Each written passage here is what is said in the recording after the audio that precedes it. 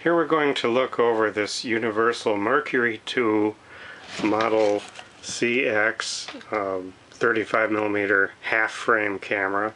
This is serial number 180651, and this is very interesting design with a circular shutter.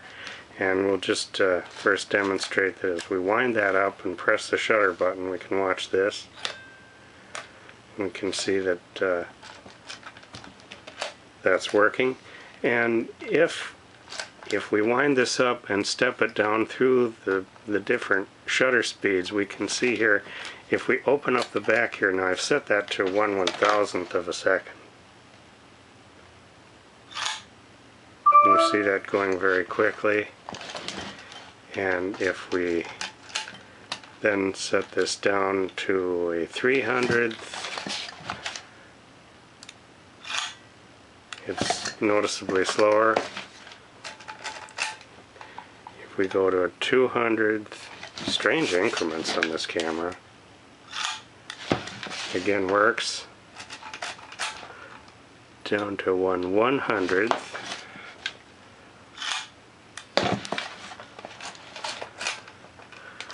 Down to 1/60th.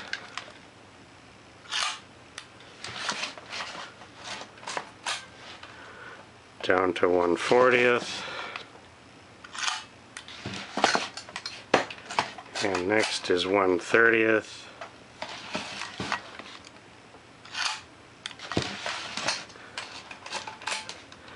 And 1/20th, and this is the slowest speed that it has. And we saw that it worked well even at that. And then it does have both the bulb, which the shutter will open and stay open as long as I hold the button down. So there we go. And I let up and it closes. And then the T setting,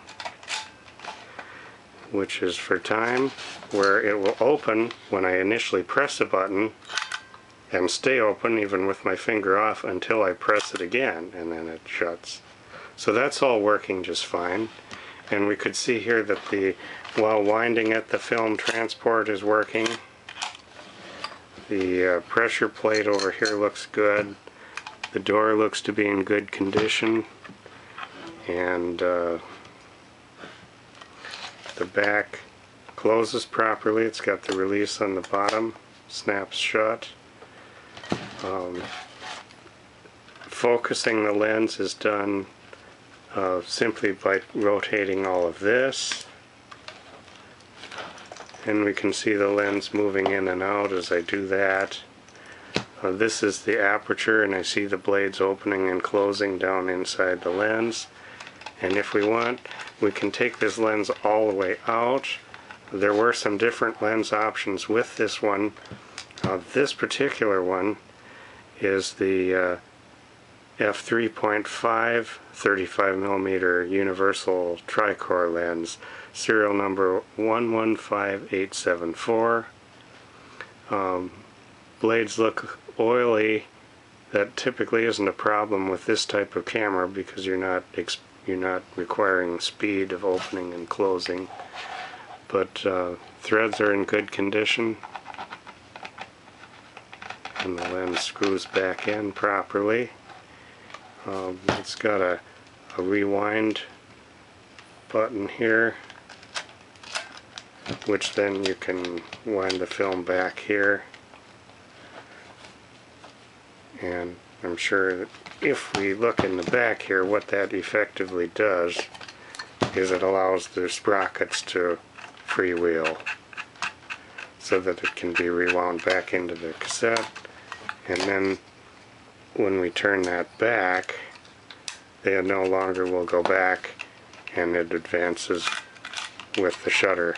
So that's all working just fine. So cosmetically, there's some issues here. A little bit of, I don't know exactly what this is on the metal. All the leatherette is there. And this camera comes with the fitted case that is designed for it here on the Mercury II, and it goes in from the top here. There's a part that screws into the tripod socket, and then the cover flips down over the top and snaps there. There used to be a strap on here. As we can see, there's part of it here. The other side, it's broken off. But other than that, the case is structurally sound and will protect the camera.